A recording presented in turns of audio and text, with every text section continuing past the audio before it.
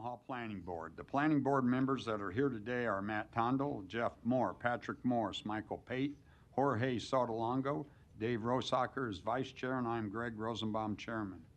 Members of the city staff that are in attendance today are Dave Fanslaw, Planning Director, Eric England, Assistant Planning Director, Mike Carter, Current Planning Manager, Jennifer Taylor of the City Law Department, and Kathy Epperson is our Recording Secretary. Our rules of procedure are as follows. Notice of this hearing has been published. Copies of today's agenda are located on the table in front of us. You're welcome to come down and pick one up.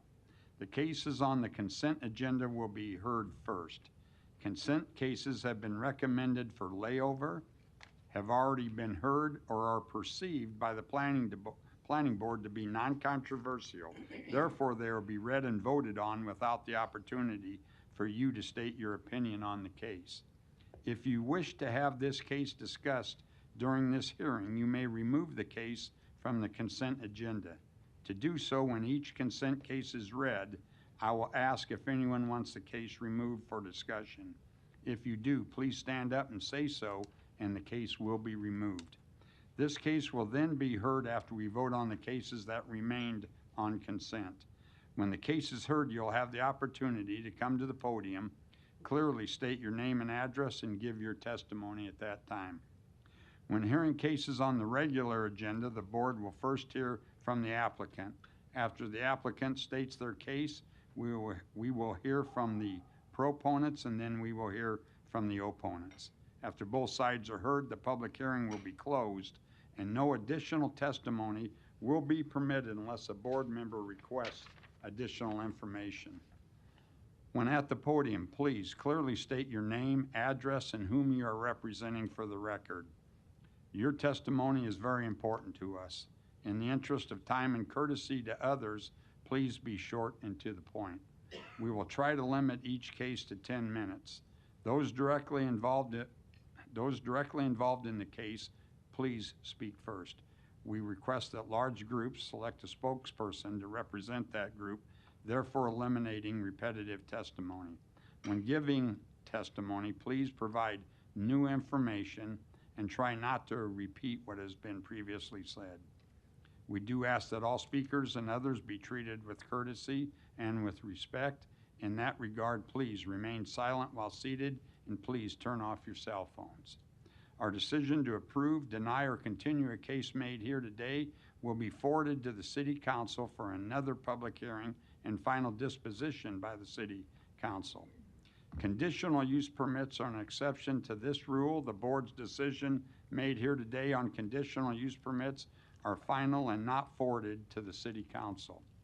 Lastly, upon the advice of the Law Department, all communications to the board members from attorneys or other interested parties should be transmitted through the Planning Department so that they are made a part of the public record. The department will then transmit all that information to the board as well as to the rest of the public. A current copy of the Nebraska Open Meetings Act can be found in a white binder in this room. There are no changes to the consent, so I'm going to get started with reading the consent cases. These are the cases I was just talking about. If you're here for one and you feel that you want to discuss it, you'll have to stand up and let me know. Okay, agenda item number 6, case C10-8-220, C12-8-221. Applicant, Western Springs Land Corporation. It's on consent for approval. Request revised preliminary plat and final plat approval of Kensington Park lots 19 through 22, a subdivision outside city limits with approval of a rezoning from AG to MU, along with approval of a waiver to section 5384D lot frontage and approval of a major amendment to the mixed-use development agreement for Kensington Park. Location, northwest of 204th and Q Street. Anyone wish to have this removed?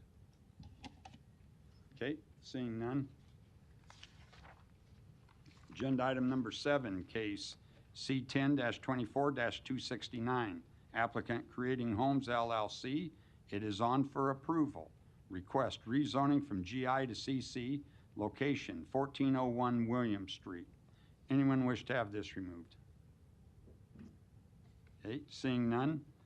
Agenda item number 9, case C10-24-275, C10-21-103, M180. The applicant is M180 LLC. It is on for approval. The request, approval of a rezoning from DR and MU to MU, along with approval of a major amendment to the mixed-use development agreement for Maple 180. Location, northeast of 180th Street and West Maple Road. Anyone wish to have this removed?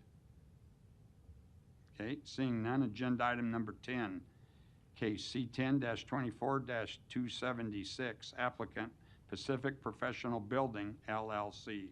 It is on for approval. Request approval of the MCC Major Commercial Corridor Overlay District. Location, 10707 Pacific Street. Anyone wish to have this removed? Okay, seeing none.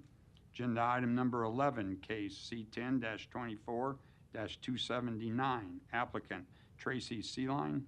It is on for approval. Request approval of the MCC Major Commercial Corridor Overlay District. Location, 15230 West Maple Road. Anyone wish to have this removed? Okay, seeing none. Agenda item number 13, case C7-24-270, applicant Melvin Sudbeck Homes. It is on consent for approval. Request approval of a conditional use permit to allow an accessory dwelling unit in the R2 district. Location, 24910 Mason Street. Anyone wish to have this removed? Okay, seeing none.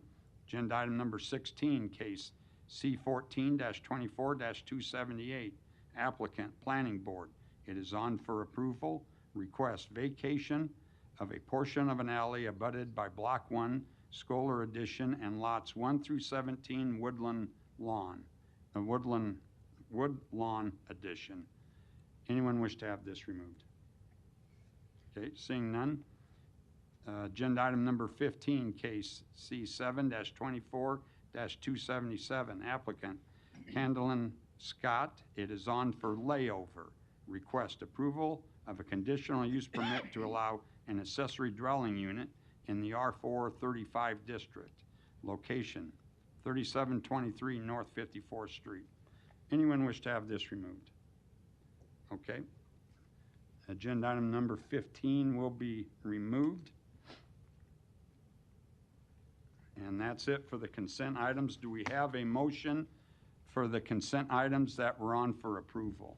I motion to approve agenda items number 6, 7, 9, 10, 11, 13, and 16. Second. We have a motion and a second. Kathy, please record the vote. Rosacker? Yes. Pate? Yes. Tondal? Yes. Sotolongo? Yes. Moore? Yes. Morris?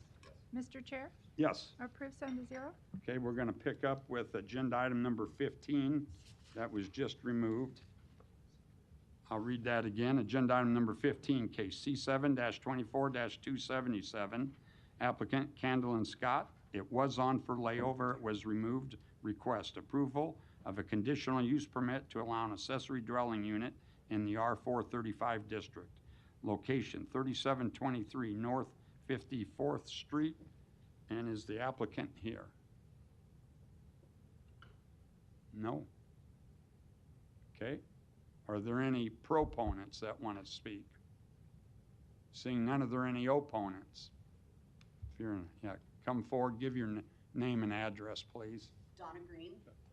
Sorry. That's your Donna Green, 3747 North 54th Street. Okay. Parking on our street is very limited. We are wondering if this is for a secondary rental aspect. A majority of the houses on our block are rental. We are homeowners. My husband Greg and I are homeowners. And like I say, parking is at a premium. You can only park on one side of the street. We have winter coming up. Snow is awful. And if this is going to be a secondary dwelling to where they're going to have one person on top and another person on the bottom, we are not for it. We are opposed to it. If it is simply a handicap accessible or a mother-in-law dwelling, we are fine with it. Okay. Does that explain it? Yep. Okay. It sure does. Thank you. Thank you, Donna. Any other opponents? Seeing none, I'm going to close the public hearing. Eric, did you want to address Donna's concerns, and this was on layovers. Yeah, so the city had recommended layover. There was some deficiencies that needed to align with the site plan and the floor plan and the submittal. We needed some additional information that we were not comfortable with recommending approval. As far as ADUs in general, they cannot be sold separately from the primary dwelling unit. So I'm looking at the submitted operating statement. Part of the statement says the goal is to, using the existing two-car garage at the property's rear, the goal is to convert the property into an ADU. The goal is to allow this to be a private dwelling unit for visiting single-family guests. That is all the information that I have. To me, that sounds on a rental basis, but I'm just reading off of the operating statement. I don't know 100% of the details of who would live there, but to me, that reads that it would not be a permanent family member living in the unit. The code does allow it to be, rental. I mean, by nature, it has to be because it can't be sold separately. But whether that's a family member or a friend or just somebody unique, there's not a code provision that restricts or prohibits any of those uses. So I guess that's what I would say. I would lean towards the applicant if they were here to be able to provide that information. So Ms. Green, if you do want to reach out, we can provide you with contact information that we have for the applicant. So That would be great. I tried to contact them. When contractors are working on this house, they are parking incorrectly. okay. Every time. So you probably received a letter from us. There's a phone number at the bottom of the city planner. So reach out to that planner and we can get that contact information to you. Otherwise, I'll leave it at that. Accessory dwelling units are something that we do support in all parts of the city. So if the applicant is able to work through some of the plan submittal and items that need clarification, the city would likely recommend support of it at a future meeting, but there is additional information that is needed. So staff recommends layover. Can I give you one more tidbit? Yeah, give your name and address Okay. again, please. Donna Green, 3747 North 54th. Two concerns that, from what you're stating, the contractors, whenever they're there, they're parking on the side of the street, that there are signs everywhere that says no parking on this side of the street. I, being a nice person, decided to go down and spoke with them. They did move, but they mentioned that the lady that lives right directly across the street, which I'm surprised she's not here, was very upset and did not want them parking in front of her house. It's a pit. Right now, it looks awful. There is mud running onto the street because they have stopped and nobody's back and forth doing anything. So I have a lot of concerns about it. And you'll be able. I'll state it. I'll call him. That's fine. I just wanted, Yeah, so well, that he and- knew. There'll be And another hearing on, Okay. Well, This yeah, side, and this side. just a few comments. If there is illegal parking, call the police. That is not something that the planning department can handle. So, And you want to know what we're told? well, I'll leave it at that. That's not my area here. It's As a not planner. a priority. Well, Yeah. so I'll leave it at that.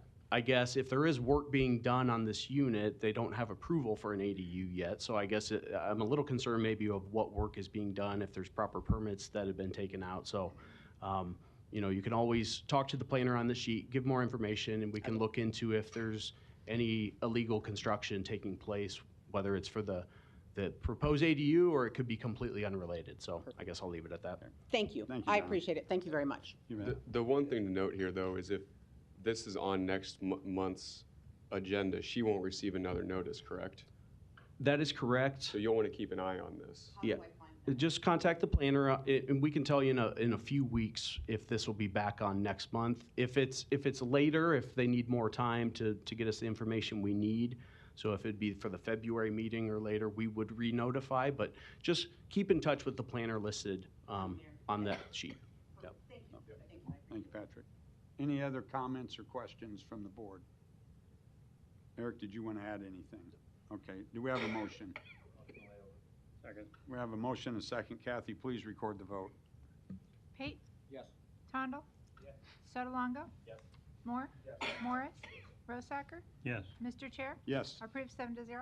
The next two cases are administrative only. There won't be an opportunity for the public to give an opinion. Agenda item number 1, case C12-24-235, applicant Milestone Development, request final plat approval of Mason Place Rose, a subdivision inside city limits, location southwest of 33rd and Mason Street.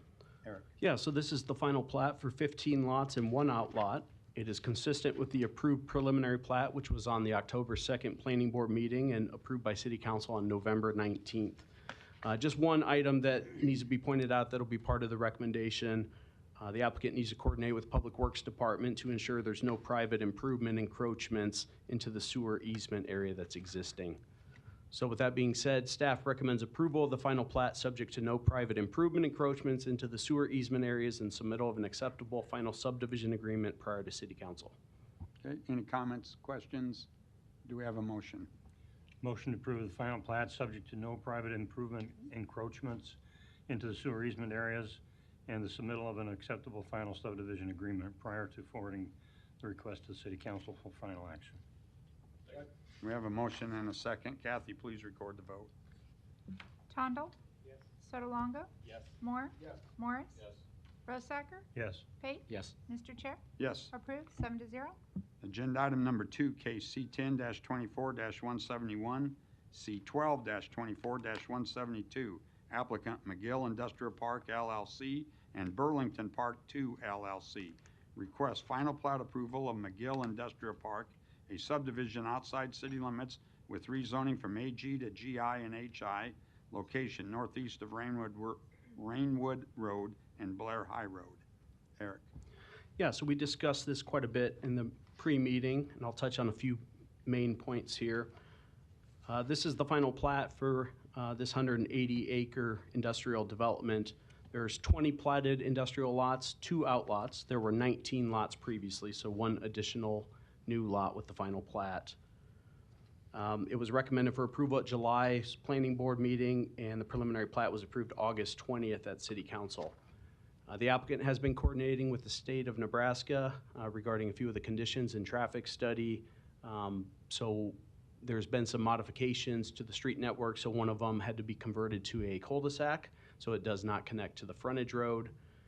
A few other items, there had been previous conditions to submit a hydraulic analysis to determine groundwater and well contamination risk based on some of the testimony we heard back in August from the adjacent neighbors. So the applicant has been coordinating both with the Nebraska Department of Environment and Energy, as well as providing a groundwater modeling analysis that likely does not provide any risk to groundwater. However, those conversations in the final determination and concurrence with the NDE will be required before forwarding to City Council, both for groundwater and air quality control. Regarding the 2 lots that are proposed to be zoned HI, the applicant will need to continue to coordinate with city staff on a land use restriction or covenant that would allow for the proposed batch plant, but not other heavy industrial uses that could be allowed with that zoning base designation. Unless there's questions from the board, I know we covered a lot of items in the pre-meeting. Staff recommends approval of the rezoning from AG to GI for lots 1 through 5, 7 through 18, 20, and outlots A and B. Approval of the rezoning from AG to HI for lots 6 and 19, subject to coordinating with city staff on an acceptable land use restriction or covenant prior to forwarding the request to City Council. And then approval of the final plat subject to meeting the 5 conditions in the report prior to forwarding the request to City Council. Okay, thank you, Eric. Any comments or questions? Do we have a motion? I'll move approval of the rezoning from AG to GI for lots 1 through 5, 7 through 18, 20, and outlets AB. Approval of the rezoning from AG to HI for lots 6 and 19, subject to coordinating with the city staff on an acceptable land use restriction or covenant, which will be recorded against the properties concurrently with the final plat prior to forwarding the request on to City Council, and approval of the final plat subject to meeting the 5 conditions outlined in the recommendation report prior to forwarding the request on to City Council. Second. We have a motion and second. Kathy, please record the vote. Sotolongo? Yes. Moore? Yes. Morris? Rosacker? Yes. Pate? Yes. Tondal? Yes. Mr. Chair? Yes. Approved 7-0. Okay, agenda item number 3, case C3-24-282. Applicant, Planning Department, on behalf of the City of Omaha, request approval of the Beam TIF redevelopment project plan, location 610 Douglas Street. And Don, you're presenting. Yes, good afternoon, Don Seaton, Omaha City Planning Department. This is a substantial infill redevelopment project in our central business district near 8th and Douglas Streets and near the riverfront development. The project itself, the TIF project itself, is this darker building. It's a 17-story building comprised of 12 floors of apartment units set on top of a 5-story enclosed public parking garage. Public parking garage will be owned and operated by the city. The top 12 floors of this building are apartment units. There will be a total of 261 market rate apartment units. I would note that there are 2 other buildings outside of the TIF boundaries that are kind of related to this development. And that's the brand new Children's Museum, which will be located directly west of the TIF building, and a new open air 5-story public parking ramp. This project is within an extremely blighted area. Another picture of the project itself. It's in an extremely blighted area, so this will be a 20-year TIF term. It's also in the the urban core housing and mobility plan area, which means it'll also be making a contribution to the construction of the city's new streetcar. The developer is 722 Douglas Street LLC, managed by Todd Hustad of New Style Development. Total project investment in our central business district is $87 million. The TIF support for the project is $13,044,496. The project meets the required criteria of our TIF program. It's been recommended for approval by the TIF committee. It's an appropriate land use. It'll be good for downtown, and it complies with the city's master plan. We ask for your approval. Okay, thank you, Don. Any other proponents? Yes, 222 South 15th Street, Todd Heaston with New Style. I'm here to answer any questions you may have, and as you can see, that lot is pretty tight and pretty hard to make it work, and as you drive by it, you're going to wonder how this gets put on, but we got it squeezed in over the last year and a half, so it should work well. What's your timeline, Todd? So the actual Children's Museum will be starting next fall. We're trying to get all the site improvements completed for all 3 buildings throughout the summer of next year. Children's Museum is going to be a 2-year timeline, and then we'll be coordinating to where we'll be building the south garage first, and our apartments building, which will be a mass timber build on top, which will look great down there. And that should coordinate almost where it all comes online right at the winter of 27, 28. Both properties? Both properties, yes. Good. How large is that parking, how many stalls is that parking garage that you're building? So it's 207, the one that's connected underneath the building, and then there's another 293 next door. And how many of those stalls? Like 3. For your tenants? So it's 261 units, so with 2 bedrooms being about 20 to 30% 2 bedrooms, we're looking at probably needing almost 400 stalls total. Yeah. I think most people have a vehicle down this end. Yeah. In that building. Good, looks nice. Okay, thank you, Todd. Any other proponents? Greg Rothermel, 222 South 15th Street, here to answer any questions you guys have. Thanks. Okay, thank you, Greg. Any other proponents? Seeing none, are there any opponents? Seeing none, I'll close the public hearing. Eric? Yeah, obviously, I don't need to state just the great development that this is and just the continued growth in this downtown area, and we're super excited to be, partners and working with the developer and the applicants, and recommend approval. Second. Okay, Kathy, we have a motion and a second. Please record the vote. Moore? Yes. Morris? Yes. Rosacker? Yes. Pate? Yes. Tondal? Sotolongo? Yes. Mr. Chair? Yes. Approved 7-0. Agenda item number 4, case C3-24-283. Applicant Planning Department on behalf of the City of Omaha request approval of the 72nd Farnham Apartments TIF redevelopment project plan. Location southwest of 72nd and Farnham Streets. Don, you're up again. Yeah, good afternoon, Don Seaton, City Planning Department. The site is located along 72nd Street at Farnham, just a little bit south of our new main branch city library. It's being constructed. There's a total of 5 lots.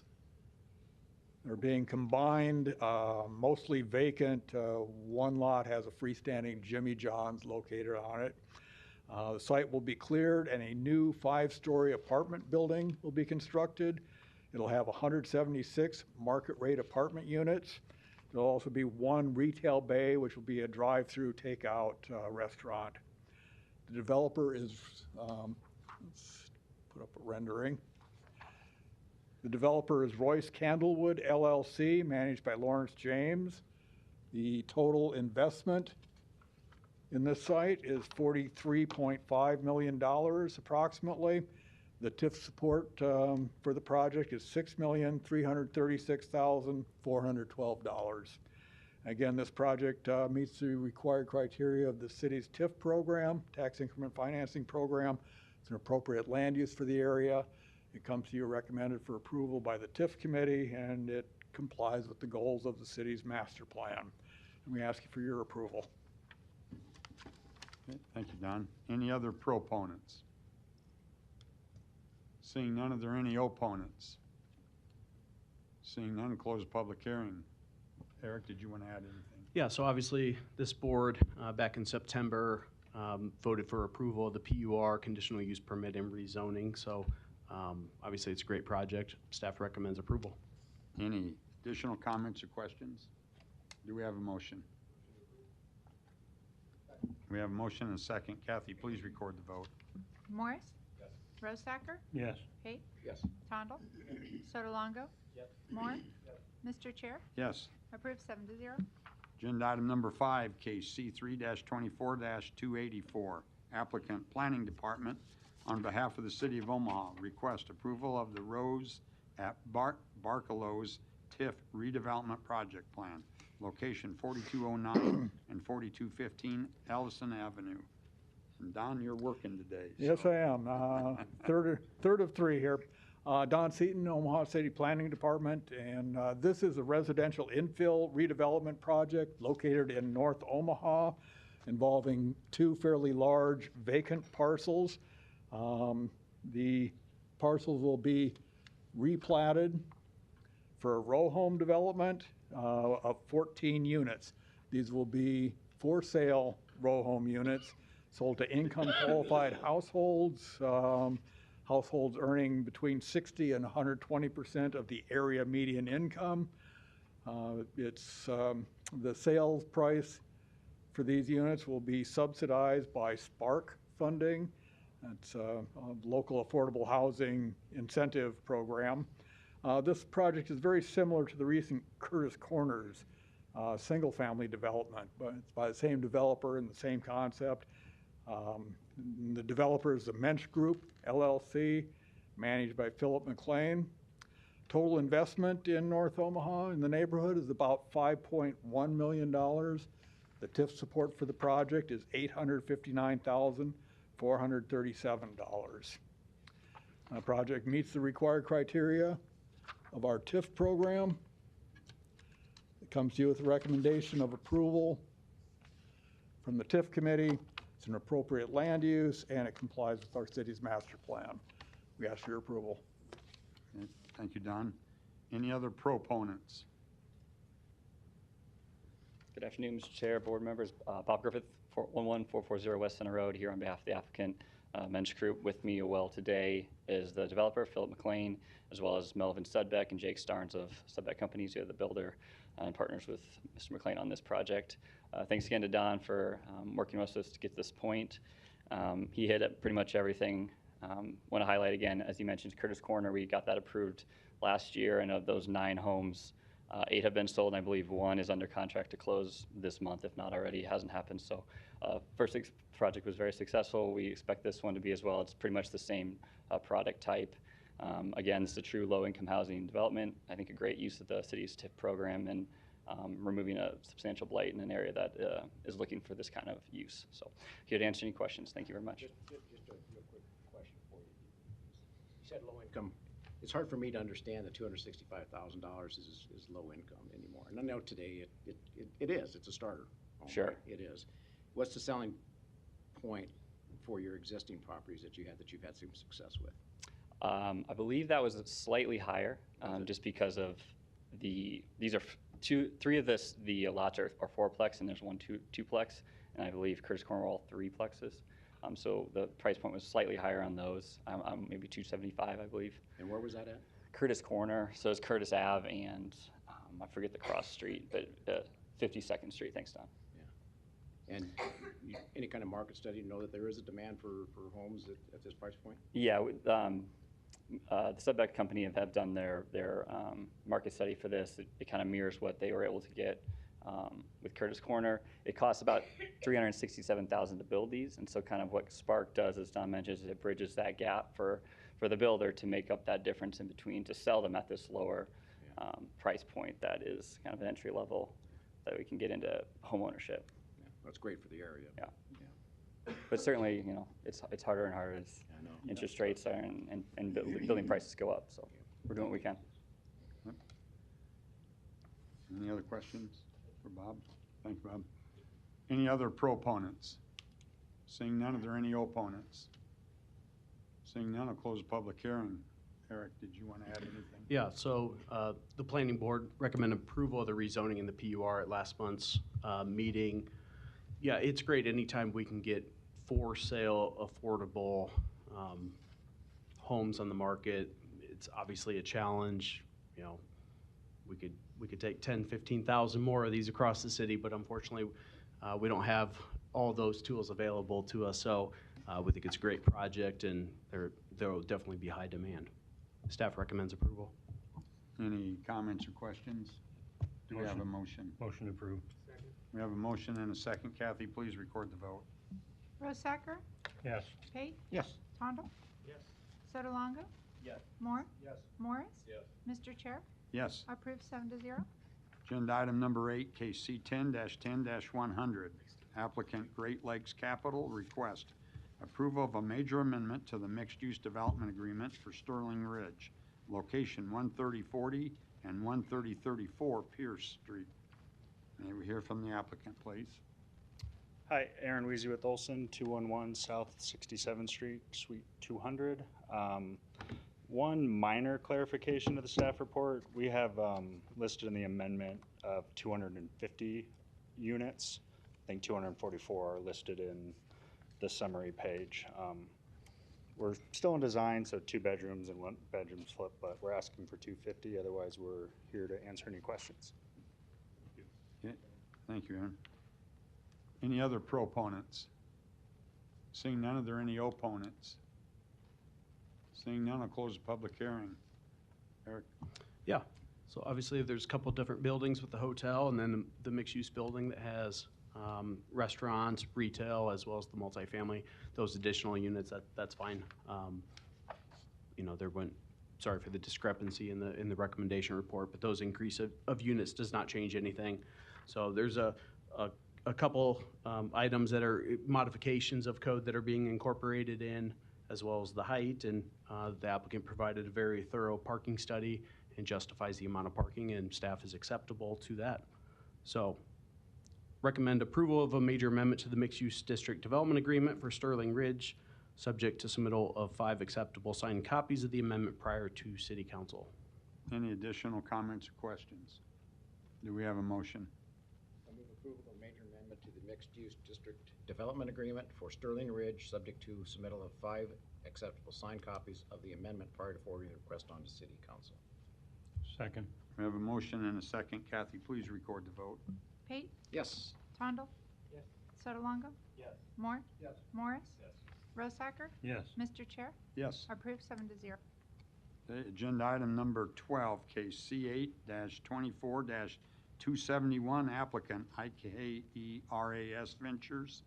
Request approval of a special use permit to allow large group living in the R2 district. Location 12531 Shamrock Road. May we hear from the applicant, please?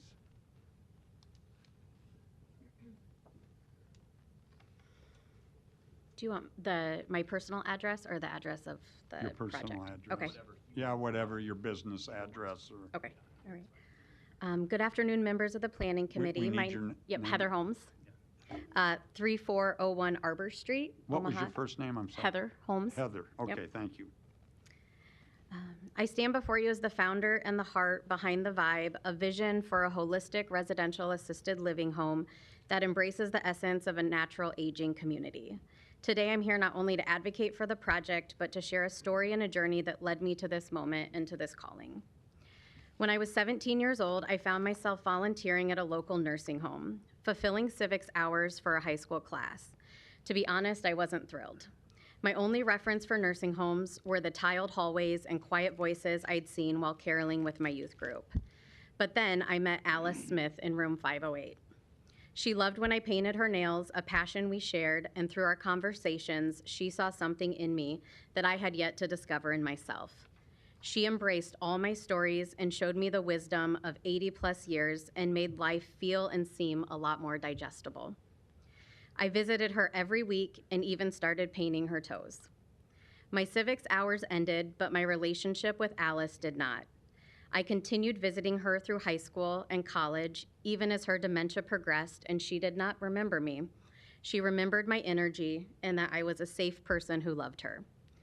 Alice taught me that aging isn't about decline, it's about stories, connections, and finding joy in each moment. Our bond shaped my career and my life. Alice was a resident there for over 10 years, and she saw me from a 17-year-old high school student to a college graduate and saw me pregnant with my first child as the director of recreational therapy at that same nursing home. Her wisdom and spirit inspired me to dedicate myself to senior living, completing my master's degree, teaching at the University of Nebraska at Omaha, becoming a certified dementia practitioner, and opening senior living communities with my assisted living administrator's license. The work is not just my profession, it's my purpose. It's why I'm alive on this earth at this time, to be a vessel of transition for older adults and to trailblaze a new way of aging. The Vibe is the culmination of that purpose, a home that celebrates life's seasons and a space where residents experience natural aging in harmony with nature, a place that accepts the body's natural changes while promoting healthy living rather than focusing on anti-aging interventions. We plan to adorn the walls with local artwork, share farm-fresh meals that nourish the body and soul, and foster a sense of community. Compassionate caregivers will provide personalized attention, honoring each individual's journey. Our commitment is not only to the residents, but also to the community we will join. I want to assure you that we have taken every step to be great neighbors. We've designed the home and its operations to minimize traffic and parking concerns. Residents will not drive, and our staff shifts ensure limited comings and goings. We plan to invest significantly in maintaining and enhancing the property, preserving its beauty while creating a sanctuary for our residents. I also want to address the heart of this endeavor, connection. The Vibe offers families in this neighborhood a very unique opportunity. When aging parents need care, they won't have to leave the area they've called home for decades. It allows the continuity of community and connection, both for the families we serve and the neighborhood itself.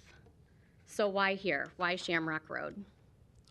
This property was chosen because the architecture blends seamlessly with the outdoors. It offers panoramic views with sun-filled common areas. The core value of the Vibe is the belief that we are nature. The Shamrock Road home has beautiful wildflowers, space for winding paths in the backyard that will be lined with sensory gardens and native plants where residents can participate in therapeutic gardening activities and experience tranquility and peace. The home was lovingly maintained by its previous owners for over 50 years. Their family has expressed support for this vision, knowing it will continue to be a place of care and community. We have personally reached out to neighbors, handing out flyers, sharing our mission, and answering questions. We received overwhelming encouragement for those that we spoke with and addressed any concerns directly. If there are additional concerns, I want to hear those hesitations and with my whole heart communicate this is not just about business. It's about creating a home that aligns with the values of care, integrity, and respect. It's about being a steward of this neighborhood, contributing positively to its spirit and its character. To the members of the committee, I ask for your support. Your nod for approval to the City Council will allow us to fulfill a vision that honors our elders, creates meaningful connections, and upholds the beauty of this neighborhood. This isn't just a project for me. It's a legacy of love inspired by Alice and all the older adults I've had the privilege of taking care of over these years. The residents who have taught me that aging is not the end of a story, but a beautiful chapter in itself. Thank you for considering my request and allowing me to share my journey and vision. Heather, just a couple questions for you. Yes. Great story, by the way, the great story and great passion as well. But just a couple questions. Do you have business experience to run a facility? Like, I know you have experience in this line of work, but opening a business and staffing and managing the business, do you have experience in that? Yes. Previously, I was the executive director of the Brant Senior Living on 180th and Harrison, and I was the executive director on that project from groundbreaking to open. Okay. So you have a pretty good idea what it's going to take to staff, Absolutely. which is a challenge, right? We have 3 staff teed up, and I already have 3 verbal commitments from families ready to deposit, and I told them I couldn't take their deposit because we haven't closed on the house. Okay. So once you close, you're ready. So how soon are you anticipating once you get through all the approval processes? July 1st, 2025. So pretty soon.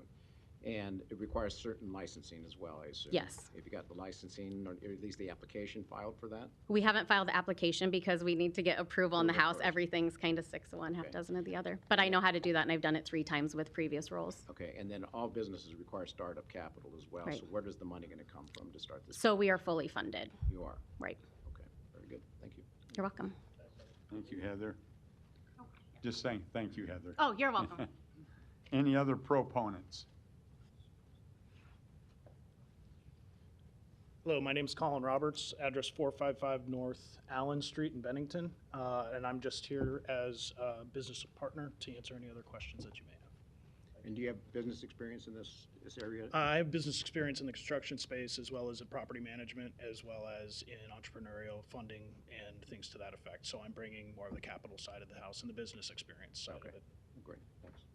Yep. Thank you, Colin. Any other proponents? Okay, seeing none, are there any opponents? You can come forward. If you're all going to speak, you can come forward and take a seat down front if you want to.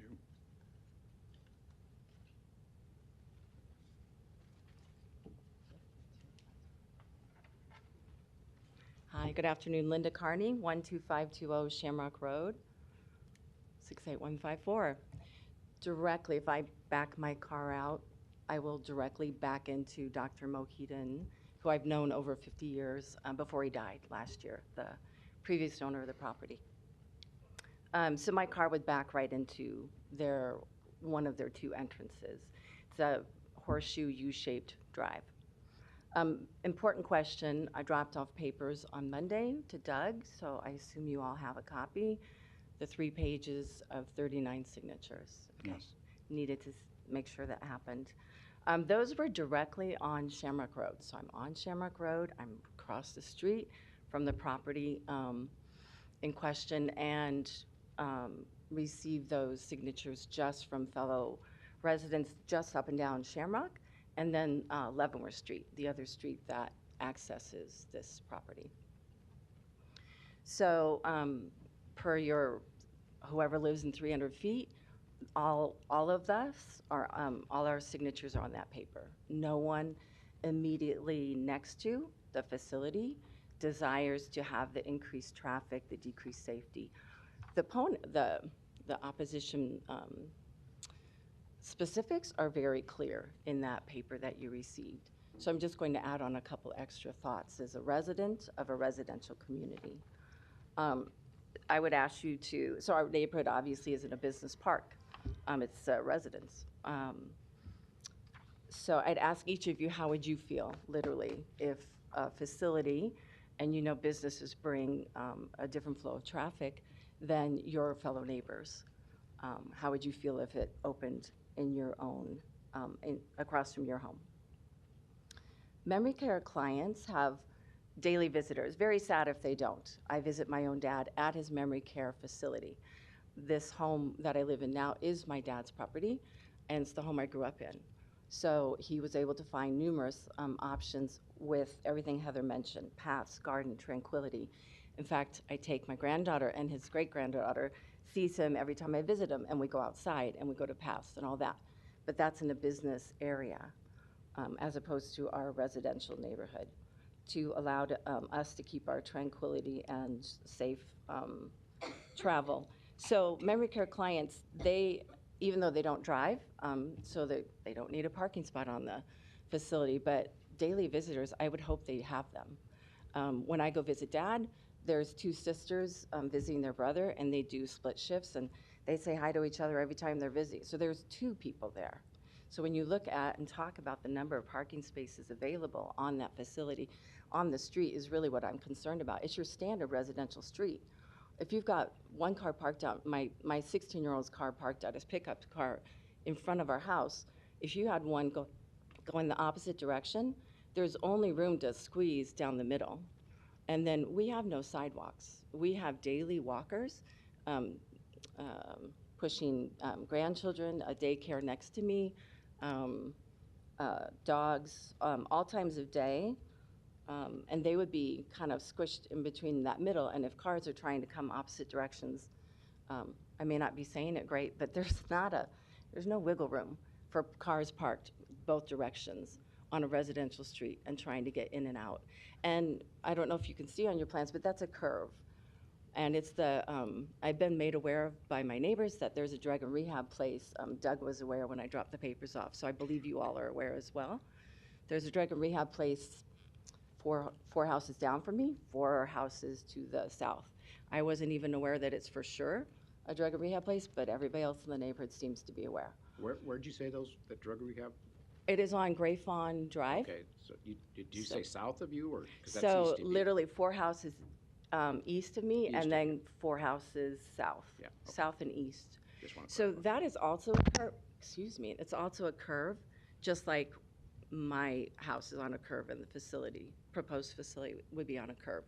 That's just an added, when you're trying to get down and squeeze through a middle, because they always have, even though they have a nice zoned driveway or whatever, there's still 5, 6 cars parked out on the street, which is why everybody signed that paper, because we're like, no, not more cars parked on the street, not when we have all these walkers and dogs and everything else.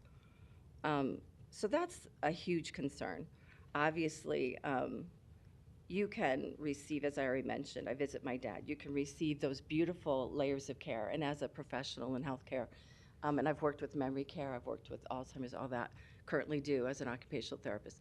That's beautiful, but I need it to be in a business zone, not in a residential where I'm pushing my own granddaughter or walking a dog and playing on my driveway.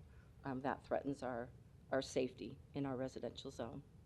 So I think I covered it all, and so does the written up opposition with the signatures. Thank you for that opportunity today. Did Heather come to knock on your door? She did, yeah, she. Did you talk to her about your concerns at that time? Or? I listened to all her plan. When we met, 3 things were happening, like literally 3 cars entered. She was across the street, my son was dropping something off. So I did not. I listened, and I was so surprised. I just assumed another family was going to purchase it never entered my mind that a non-single family would be arriving. We're all looking forward to we're a large family on our side, so we were looking forward to a new family. So I did not. That was it. Thank you. Yeah, you're welcome. All right. Any other opponents? My name is Christine Schaefer, 12511 Shamrock Road. What was the first name again? Christine, Thank you. Christine. And Heather, I too love your story. I absolutely do, and your passion. As someone who has a mother who's 85 and starting her dementia. I love the idea. But as someone down the street from that, I'm not as excited about having that in my neighborhood. We moved into this home 3 years ago, and the reason that we chose this home is because it is a very quiet, very secluded, I don't know if you have the map in front of you, but it is off the beaten path. I work from home on Fridays, and I bet I see 2 cars from 8 to 5 drive up and down our driveway. So it is very quiet and very secluded. We put a lot of time and energy and money into remodeling our home in the last 3 years. We're of course concerned about property values. I've done a lot of research and I've found it both ways, that sometimes it makes a difference and sometimes it doesn't.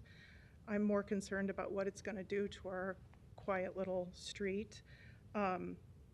We specifically have a Montessori daycare directly behind us. They are in our backyard.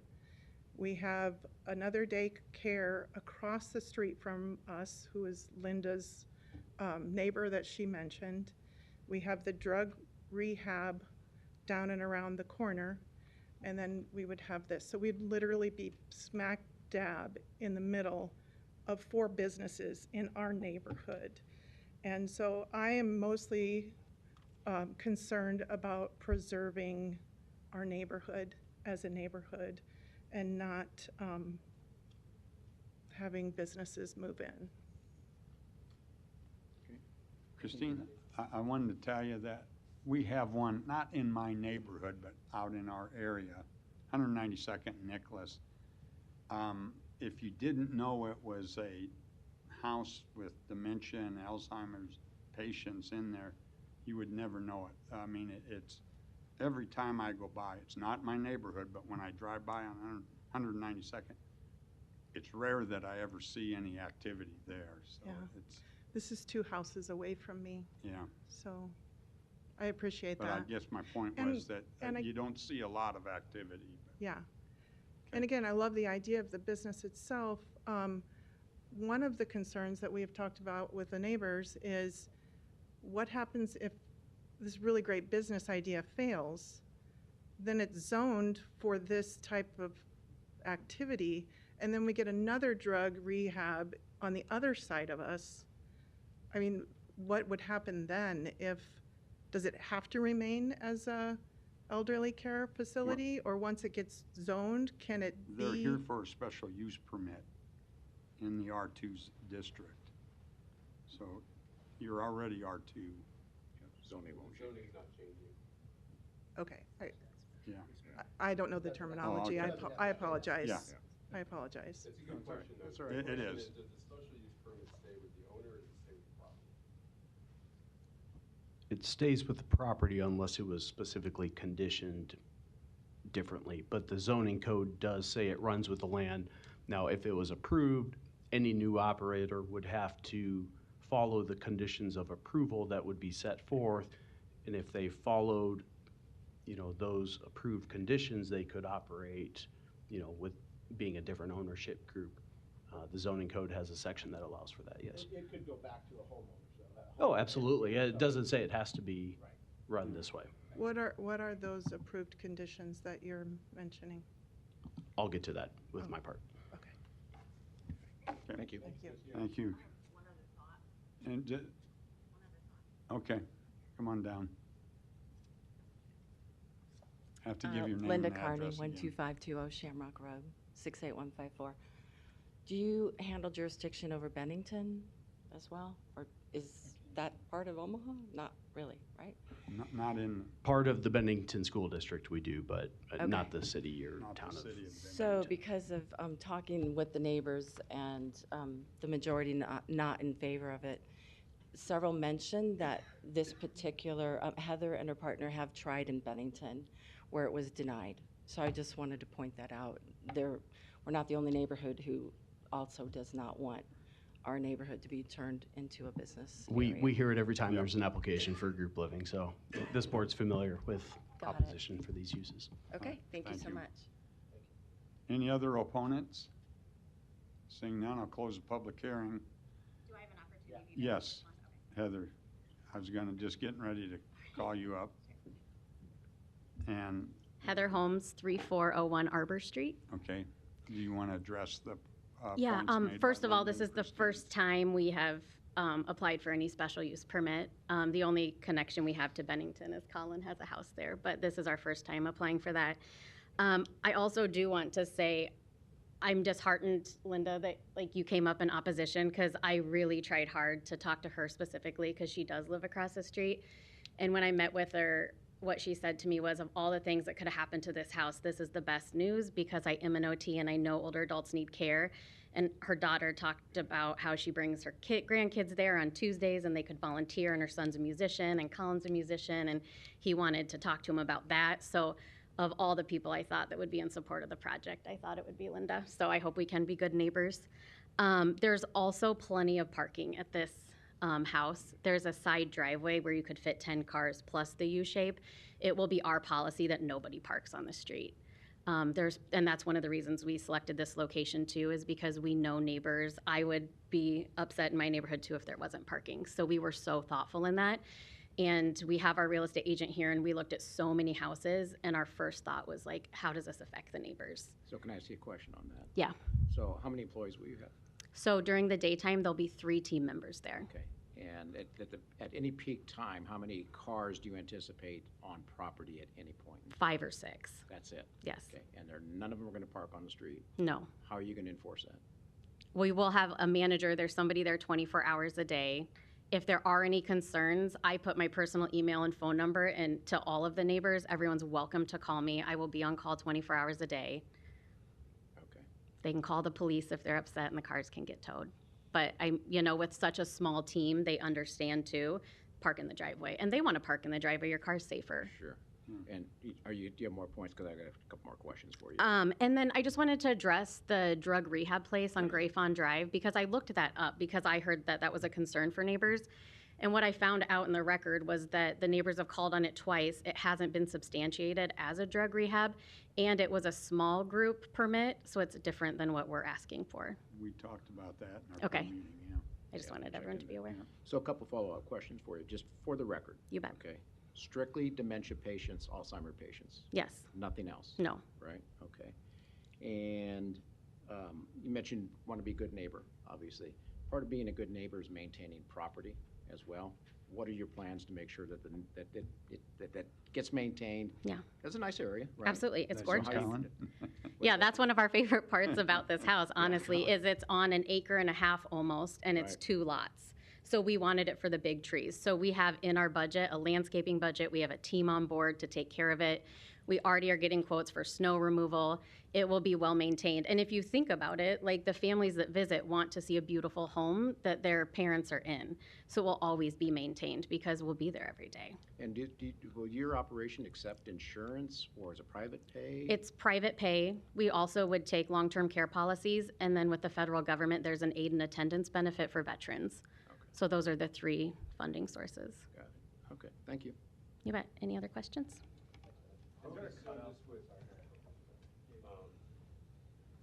What's the turnover of your residents usually? Like, what would you anticipate having new residents in versus like the length of stay of one person in your? Yeah, facility? so the average in Nebraska is a little bit higher than nationally, so it's about 2.5 years, but with Alzheimer's and dementia, it's more about 1.5 years to 2. Okay. So In that these would be the sm- yeah, churn rate yeah. of like. In these smaller settings, though, they get more attention. Our staff to care ratios are so high, so the individuals do live longer than in the big box communities. Okay. So I guess where my thought was, if you do have issues with visitors that, the first time they come, they don't know where to park, like it's going to likely be the same people that will be Right, coming, and you yeah. can educate them and make sure that they're following the rules that are in place. Yeah, and as we onboard the families and talk to them, that's something we will say, you're welcome to park in the driveway. This is your parents' home. Park in the driveway, come on the front door. Yeah. Is there a cutoff time for guests to come and visit? No, But it typically, it's usually business hours, 9 to 5, yeah. Any other questions? Thank you, Heather. Thank you for your time. Eric? Yeah, sure. So obviously, we there's a lot of these applications, whether they're small group living or large group living, that this board sees, and but obviously different neighborhoods. So for the benefit, of that group, I guess I'll just go through a few of the standard zoning regulations as it applies. So large group living is a residential use type that is allowed in every residential district with a special use permit, as well as most office and commercial districts with either a conditional or a special use permit. So it's almost allowed in every zoning classification that we have besides the industrial. I think it is allowed in every one of them. So yes, while you do have nursing homes or assisted living that can be in commercial and office areas, we also have them that are allowed in residential areas. And this specific use type is a residential use. The special use permit process requires it goes through planning board and ultimately approved or denied by city council. The mention about the other facility, 1019 Gray Fawn Drive, obviously our report did not touch on it. When this packet went out, we were not aware of that facility, at least with the section that creates the reports. So just based on some of the recent emails and research, yes, we do believe it's a small group living disabled facility. There are, as Heather mentioned, there were 2 housing inspection cases last year that were closed with no violations found. This use, the code section does allow the large group living within 1,200 feet of another small group or large group living facility. It just requires the special use permit process, which the base district already requires. So even if that facility is operating legally, which if it is a small group living, it would not necessarily need any special permit. This use permit is still the proper entitlement, so that doesn't change anything with that new information in the recent days. As far as what conditions are being recommended, there was that question about that. There are supplemental use requirements, as you're familiar with here on the board, which means there's about 10 or 11 items that an applicant needs to provide detailed information on. This was a very detailed and sufficient application, so there is no information that was unclear or that is still needed. So we have 3 conditions. It's basically compliance with their proposed site plan, the floor plans, and their proposed operating statement. So there's no, they don't need to provide any additional landscaping or paving or anything like that. So as far as the conditions, it's about as basic as a special use permit or a conditional use permit that we see. There was a comment, just the idea of aging in place, and we do think that's important. While, there are different types of facilities that care for, these individuals that need additional health care, we think it's great to have a combination of everything throughout the city, and whether that's larger facilities that may be more appropriate or better suited for certain individuals, but we do also value the importance of these smaller type facilities within neighborhoods, and we do have them, dozens of them around the city and throughout all parts of the city. So, perhaps you have somebody that's lived in a part of town, their entire life, and yes, while this is probably a very drastic change of having to go to this type of facility for end-of-life care. But, if you have that idea, we talk about that with housing all the time, whether it's apartments and, being able to move into a house. So it's that same idea, kind of aging in place, same part of town that we think is a great benefit. The idea about the traffic or parking, yes, there is ample on-site parking that the existing driveway can accommodate all the cars. There's no waiver of parking regulations that's being asked for or sought. I mean, if this stayed as a single-family home, you could have somebody that has a lot of cars, a lot of teenagers that have a lot of cars. So, yes, could there be a little bit more vehicular trips to and from the site? Yeah, possible, especially with a few workers. But really, it might not be any difference if it was a large family that moved in that had multiple cars or drivers. I think that covers everything I wanted to touch on, unless you have specific questions. That's got everything I had listed. Okay, so you can continue conversations or ask questions, but staff recommends approval of the special use permit to allow large group living on the property subject to the 3 conditions I stated earlier. Eric, I have a question. Yeah. So in the future, they sell that property, you said the special use permit stays with the property.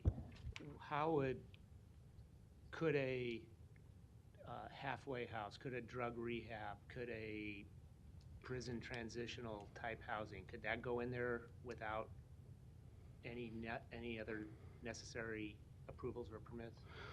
No, so to elaborate a little bit on the group livings, small group living has 2 defined use types. There's small group living disabled, there's small group living non-disabled.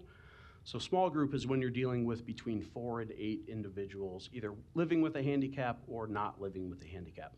Large group living does not have a separate designation between the 2. However, their operating statement is very clear about their clientele and who they're dealing with. So while you don't have that, let's say somebody wanted to move in and there was 11 individuals that just, let's say a fraternity. I know it doesn't apply this part of town, but a fraternity could be a large group living use type. However, they are not individuals dealing with dementia or Alzheimer's. They would not be able to comply with the requirements of the approved operating statement. The operating plan stays with the property. That's so to correct. speak. Okay. Yep. The operating statement, the site plan, the floor plans, those all go to any future potential owners. If you're talking about transitional living, that's a different use type. When you're talking about people that are serving out their terms from prison, that's an entirely different use type that would not carry over. That would either require a new, I don't think it's allowed in this zoning district, but yeah. So, that's it. Any other questions or comments? I'd just like to make one comment. Heather, impressed with your story, by the way. I just had in the last 5 years, 3 years, I guess, I had a father-in-law and a mother go through the dementia. And I can see more and more of these coming into the city. Like Eric was saying, that staying in your neighborhood and being able to go someplace. And it's, I don't know, I intend to vote yes on this for you, but I think it's a good use. So. No comments or questions? I'll just add another thing too. I agree with everything that's said here, and I think as far as impacting neighborhoods, this is probably the least impactful thing that can happen. These folks are very dependent on others to take care of them, and there's protocols in place so that they don't go wandering and stuff like that. And so this is an ideal setting from what I understand, looking at the site plan and stuff, for what they have. And this is only going to get a higher demand as the aging people come. And I've had members of my family that have been in the more institutional situations, some very terrible stories, and I see this as something that we as a society need to support and try to help. And to answer one of the questions, would I mind if they were now next door? Absolutely not. And so I will also vote for yes when the time comes. I just want to set that aside, that we've approved a number of these, and to my knowledge, we haven't had any come back to us that the neighborhood felt whether we made a mistake. So. Yeah. Anyone else? Do we have a motion? I'll make the motion to approve the special use permit to allow large group living on the property, subject to the 3 conditions of the staff report. Second. We have a motion and a second. Kathy, please record the vote. Tondel? Yes. Sotolongo? Yes. Moore? Yes. Morris? Yes. Rosacker? Yes. Pate? Yes. Mr. Chair? Yes. Approved 7-0. Agenda item number 14, case C10-24-273, C7-24-274. Applicant HNLR Omaha Holdings request approval of a conditional use permit to allow multiple family residential in the GO district, along with expansion of the ACI Area of Civic Importance Overlay District. Location 10842 and 10826 Farnham Drive. May we hear from the applicant, please? Mr. Chair, board members, Michael Sand, 1700 Farnham Street, on behalf of the applicant.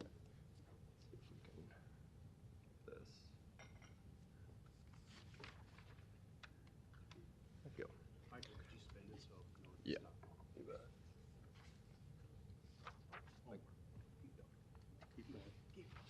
Sorry, Well, you want it. There you go, right there. There we go. That's why they pay me the medium bucks.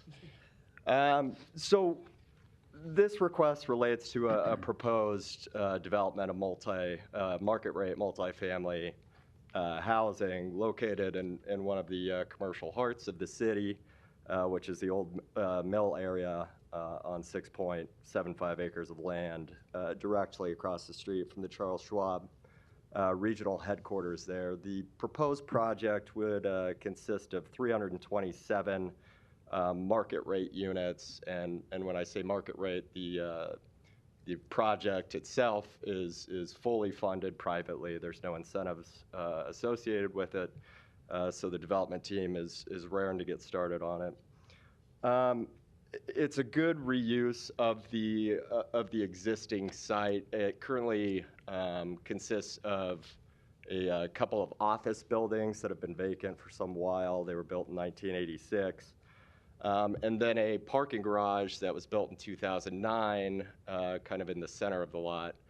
And the office buildings will be raised, and that's where the apartment buildings will be, but the parking garage will be repurposed as a parking garage for the tenants. So a nice reuse element to the project, which we think fits very well with the site.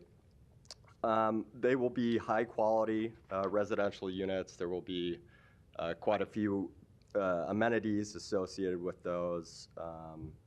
I won't go in depth on all of those, but it's really aimed at being a place where people want to actually live and not just a year to year sort of thing. We expect that tenants will really want to stay there for a long time. Aside from that, I won't get into too much detail because I have people here with me that can do that much better than I can. Terry Morrison of Earhart Griffin, Jay Palu of Alley Pointer, and then Chris Hallaby of the development team as well. So happy to answer any questions that you have. And the last thing I'll say is that with respect to the stipulations in the staff report, we're okay with those. We will work with the planning department, urban design, to get those cleared up as we move forward. So appreciate your consideration and happy to answer any questions. Thank you. Thank you, Michael. Any other proponents?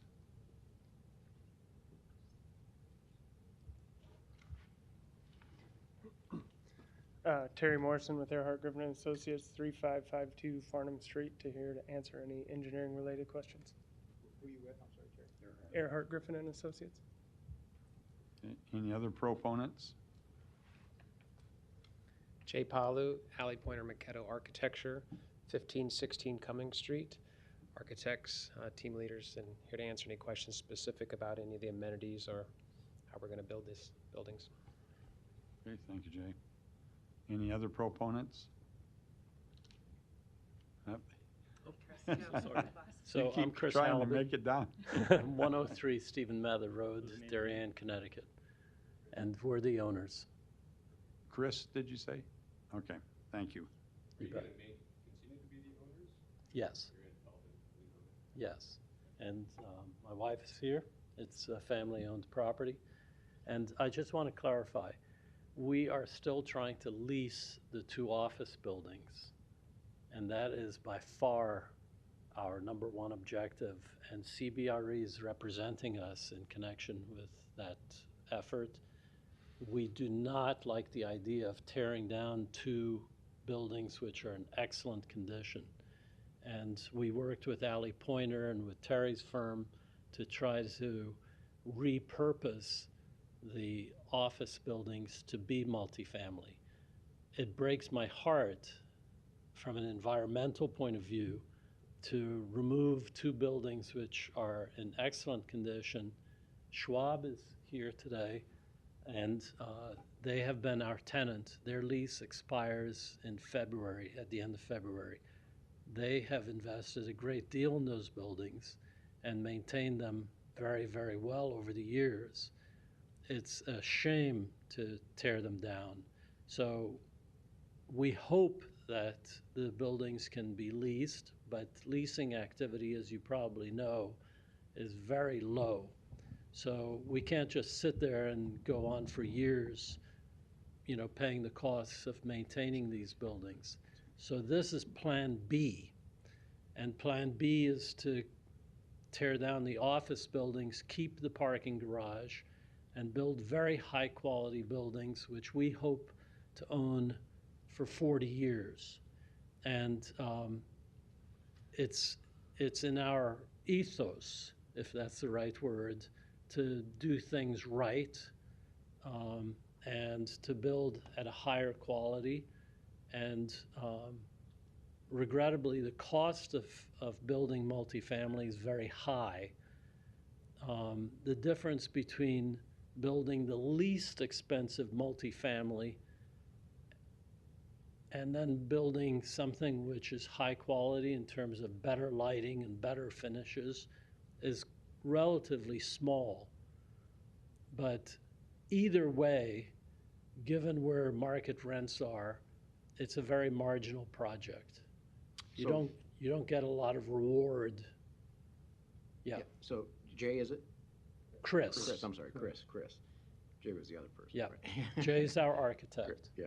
Who's excellent. So just to clarify here, because this is Yes. the first time I've heard A and B. Yes. Right? So do you currently own the office buildings? Yes. And your lease, is there any tenants in those buildings? You mentioned. Well, our tenant is Schwab, but they're not in occupancy because working from home meant reduced need. Right. And so they've withdrawn back to their headquarters building across the street. Okay, so if you could find tenants to occupy both of those buildings, you would just prefer to Yes. lease that space and forget about Plan B then? Yes, sir. Okay. And to And further so how long are clarify, you going to give it to know whether or not that's the plan or to move forward with Plan B?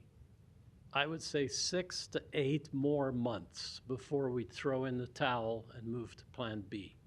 Okay. And so what we're asking for today is a change which would allow us to build a multifamily, but would not require, that you would permit us to continue to have office as long as we, have the stomach for absorbing the monthly losses. Yeah. Yeah. Well, I don't know if it's going to get any better or anytime soon. Sadly, Obviously, it's not looking too promising. Yeah. And your project, your Plan B project looks pretty darn nice, right? It's a nice project for that area. Thank you. Yeah. And I Which would work, I think, because you're so close to a major kind of business area right there too that might need people to live and. Well, to be honest with you, there are some wonderful things about where we are. The access, the very central location. If you were to put a pin in the middle of Omaha, you'd probably put it very close to where we are. There's great highway access, there's a great road system, and Old Mill is quiet. We're essentially on a cul-de-sac. So, people don't go driving around for no reason. Therefore, there's very little traffic overall. So it's quiet, it's safe, it's central, you can get places quickly. If you're interested in Whole Foods, it's nearby. I love Costco, it's nearby. Trader Joe's is nearby.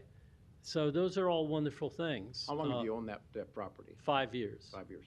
So I'm going back several years when Old Mill was first developed, and it was kind of a traffic jam in there for a long time, right? But it's eased up tremendously over the years, obviously. But 5 years ago, it was, and that was about the same time Schwab, I think, took over, or TG Ameritrade took over that building or went into that. Correct. Right? Yeah. And you're from Connecticut? Yes. Okay. But I lived in Omaha and I worked for QTAC Rock. Did you? For 3 years. So I was here from 1978 to almost 1982. And I loved living here. I moved from here to New York because I was a tax lawyer. And, you know, where do you practice tax law? But I loved living in Omaha. And I made a lot of dear friends. And for the past 25 to 30 years, consecutively, we've come back to Nebraska to have Thanksgiving with friends whom I met, believe it or not, on the very first week that I was in Omaha, and I didn't know a single person. That's Omaha. It is Omaha. Yeah. All right, thank you. Appreciate it. Thank you, Yep. Chris. Now, Schwab's representative is here, and I would introduce her by saying that seldom does any landlord have a tenant which is better than Schwab. They have been incredibly responsible. They're great to work with, and we were very, very fortunate to have them. Thank you. Thank you, Chris. Any other proponents? Hi, good afternoon. Tanya Curlin, Property Director for Charles Schwab at 200 South 108th Ave. I'm here today just to ask a number of questions. Chris and Carolyn and I, and Kevin Manning, who's also our property manager here in Omaha, we have a very good working relationship. Schwab has, from a corporate real estate perspective, we have returned to office as of January of this past year. We have about 2,200 people at the tower that work on the campus, no less than 3 days a week, and they're currently capable of working from home if they're not in training, the Tuesdays and Fridays. What our concerns, or I mean, we're not against the redevelopment. Obviously, we would hope that Chris could get at least out from a office space use standpoint. But it is a challenging market that we are in post pandemic. What we are potentially asking are just what are the opportunities for helping with traffic. And yes, it may not be busy 8 hours a day, but there are rush hour periods of time where it's very difficult pulling out of whether it's our parking lot or even theirs, right? And I believe, and correct me if I'm wrong, Chris, we moved out in December of 23 due to the pandemic. We had about 400 occupants in there, or of clients of ours that were working for Schwab. And then I believe you had Prime as well. Was it Prime? Another tenant in there. So the questions that we have today are, just what are the traffic counts projected with the future occupancy? Would the city, be open to adding a traffic signal, added to that residential development, and or the Schwab entrances on the north and south side? And just any type of, and we'll work with Chris and Carolyn on this too when they get closer if they do end up developing, but just any project timelines, any construction detours. Again, we have 2,200 people coming in at the early hours and leaving in the afternoon. And then just making sure, and I know that they will do the right thing, just making sure there's no impact to the utilities. The Omaha Public Power District, they have 2 circuits that feed the transfer switch for the Schwab campus, which is located on that northwest side. There's an easement there on that property. And that's our redundant power. So we just want to make sure that we don't have any business issues with operations.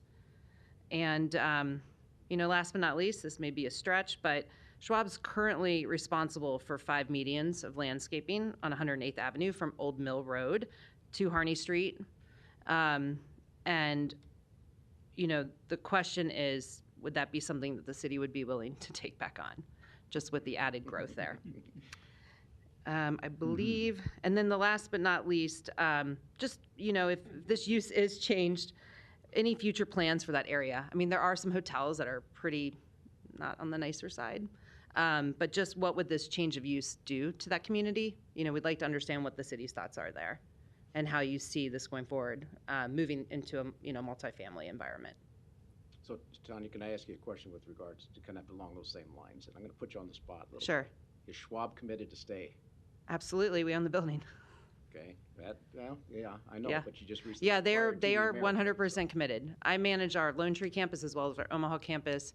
This is one of our major service centers. This is where we bring in young talent. We're training them, and they start their careers. And you had 400 employees working out of the office buildings at one time? Approximately. So you didn't have enough space in your existing tower building for all the employees? Or why'd you have two separate facilities for? There wasn't enough space at that time. There wasn't? Yeah, once TD Ameritrade was acquired by Schwab, there was some downsizing that was taking place. And But that's when that occurred then? around that time, yes.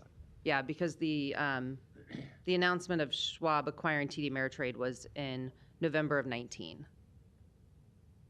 Wow, it's been that long. And it took 3 years. We just finished the conversion this year. Yeah. Okay, thanks. Yeah. Thank you. Appreciate you. Any other proponents? Seeing none, sir, were you coming down? Okay. Seeing none, are there any opponents? Hi, my name is Jane Panero. I'm the representative from Catholic Mutual Group at 10843 Old Mill Road. Not really necessarily an opponent, but our neighboring, our parking lot butts right up to this. And it's the parking that's a concern. Since it is a business park and we are business hours, evenings and weekends are wide open. We don't have a garage. We just have a lot of concrete and a lot of spaces. And ours is going to look very, very good to apartment people for carryover parking. Then we come in the next day, and so we are, if this is actually going to happen, we're already having to look into, do we do the arms at our entrances so we only allow our employees, our visitors, our vendors in to our property. We do not want any parking in our parking lot. And it is literally like just over the berm is our giant parking lot. And from the plans I saw, I didn't really see where there would be enough parking. You've got 3-bedroom units. You could have 3 different people with vehicles. You've got guests, so that's mainly our concern is parking and how to keep an apartment complex where we're in a business park. So normally we don't see people around looking for parking in the evening or on weekends. And so that's mainly Catholic Mutual's concern and traffic. Are these still staggering start and end times in Old Mill with businesses? We have, after the pandemic, we went to a staggered days. We try to have everybody there on Wednesdays. We are only open till noon on Fridays, so a lot of people don't come in on Fridays. So you might see like 5 cars in our parking lot on a Friday. Most everyone is supposed to work in the office 2 days a week. A lot of people are in more than that. But yeah, it's like a, remote type situation. There is a building that is just to the east of us, but more it's a 1-level building. We allow them to use some of our parking spots. We don't charge them, but we have an agreement with them, no liability. So, we're open to that, but it's just, open parking. We don't want just open parking in our lot. You have a lot of parking. We have a lot of parking. And a beautiful lot. We just went through a big renovation where we tore out all the old blacktop, put in new concrete about 7-8 years ago. A huge project. We're kind of proud of it. Yes. We're an insurance company. We don't want liability. Yeah. Okay. Any other questions? Thank you. All right. Thank you. Any other opponents? Seeing none, I'll close the public hearing. I guess Terry, Jay, either one want to come up and address the concerns by Tanya and Jane? Yeah, Terry Morrison, 3552 Farnham Street. I guess with respect to the parking, it was in the recommendation report talking about required parking. I think we have approximately 512 units shown right now. Parking stalls, there's 383 plus or minus in the existing parking garage, plus the new on-site parking. With some reductions due to proximity to public transportation, there's a requirement of about 489, so right now we're in excess of that. There will be some bike parking on site as well, probably. There's been potential for coordinating with bike share services and stuff, so based on the requirements and what we're providing, we feel there's going to be sufficient parking. I assume there's a in that area there's a bus line that goes in and out of there quite frequently, right? Yeah. Because there's a lot of businesses in there. It's within the quarter-mile distance proximity for a reduction in parking. You may not be able to answer this, but if Tanya brought up any detours during construction, I don't know if you can answer anything about that. We now. shouldn't have much disruption in the road. The road is actually an extra wide road compared to a typical residential road. So even if we had to shut down one lane or half a lane, there would still be sufficient room for two-direction traffic. However, we shouldn't really be constructing out in the road. There's going to be sidewalk construction, some trees, but otherwise the curb line is going to stay where it is. So shouldn't be much disruption. Thank you. Do we Chris, want did to you call wanna come Ryan back up? up, Chris? They had a question about, Ryan Haas, can you come forward, please?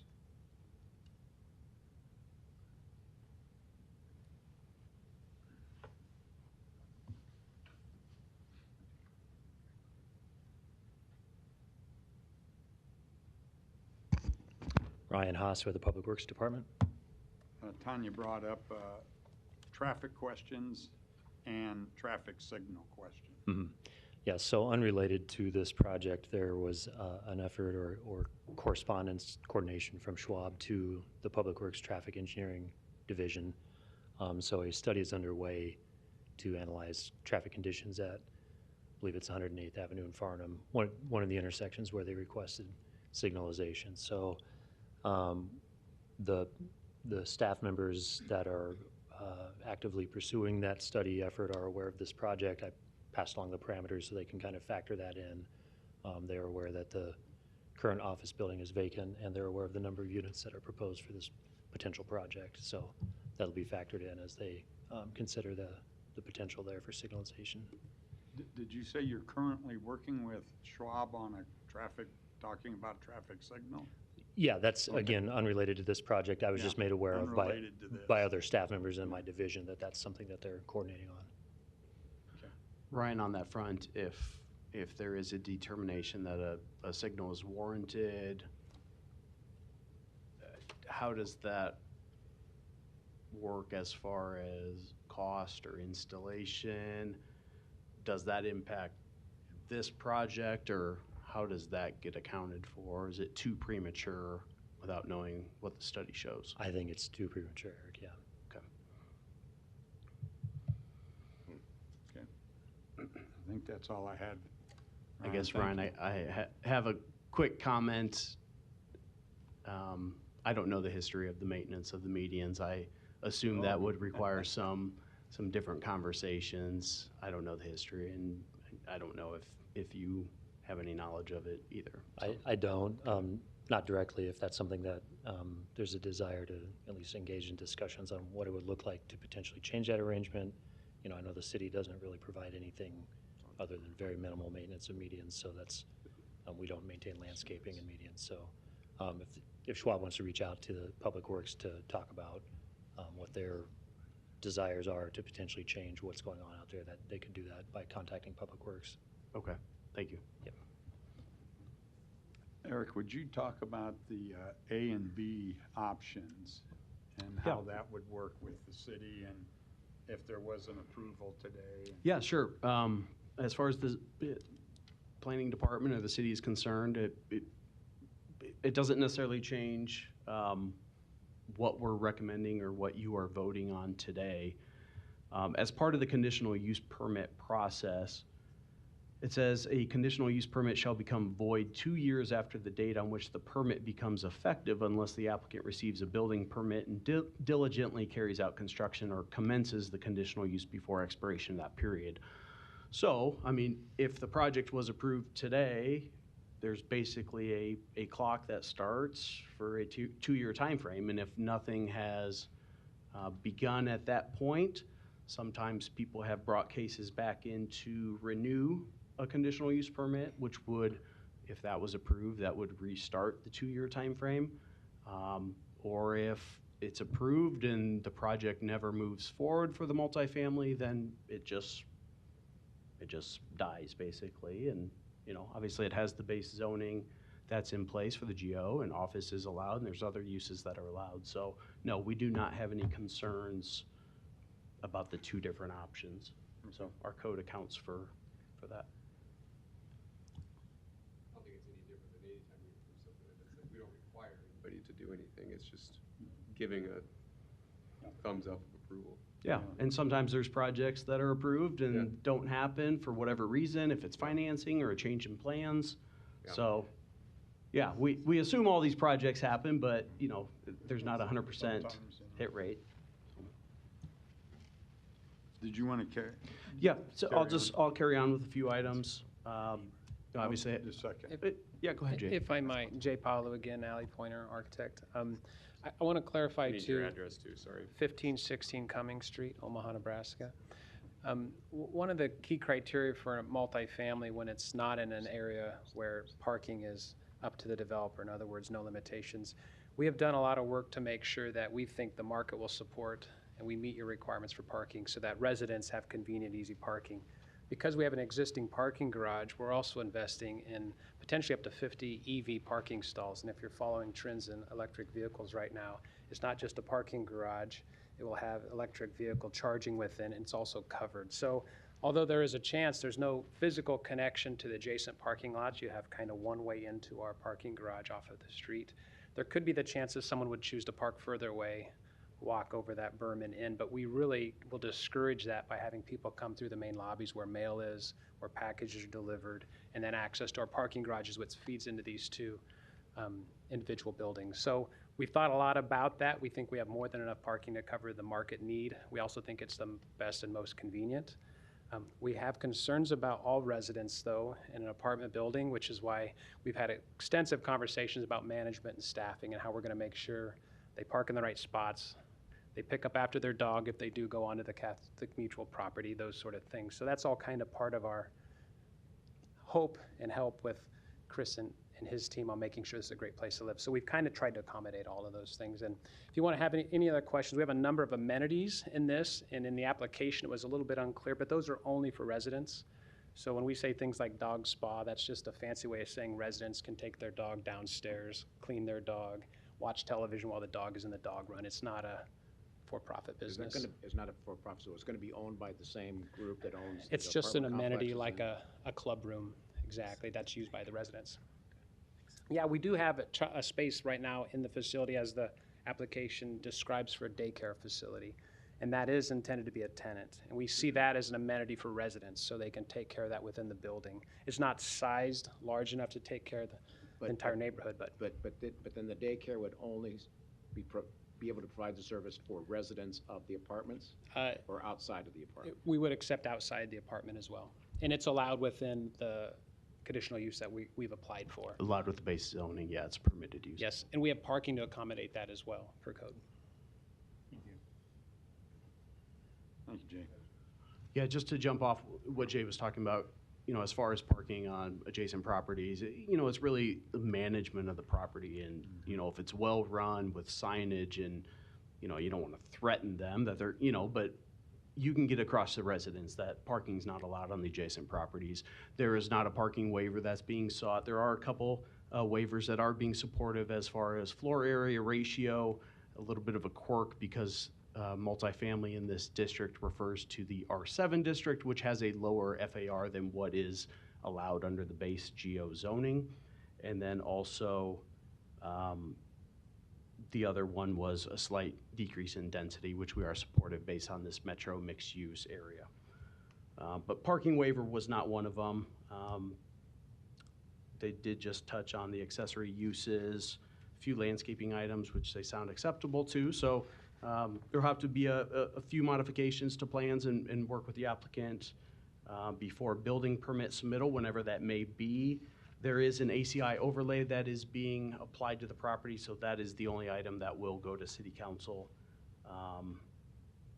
So you can continue conversations, but staff recommends approval of the ACI overlay district and approval of the conditional use permit to allow multifamily residential in the GO district, subject to the 9 conditions in the report.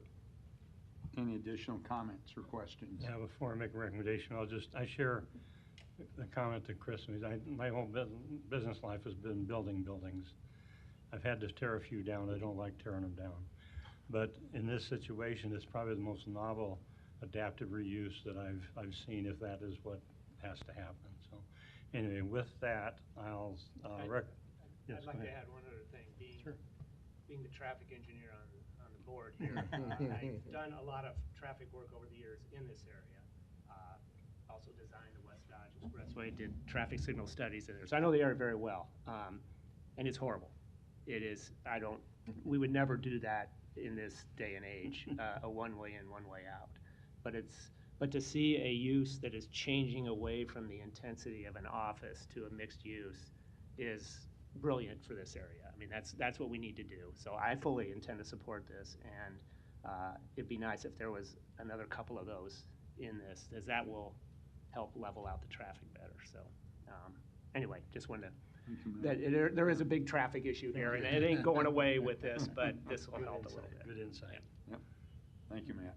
Okay, with that, I'll recommend approval for the ACI Area of Civic Importance Overlay District and approval of a conditional use permit to allow multiple family residential in the GO district, subject to the 9 conditions in the staff report.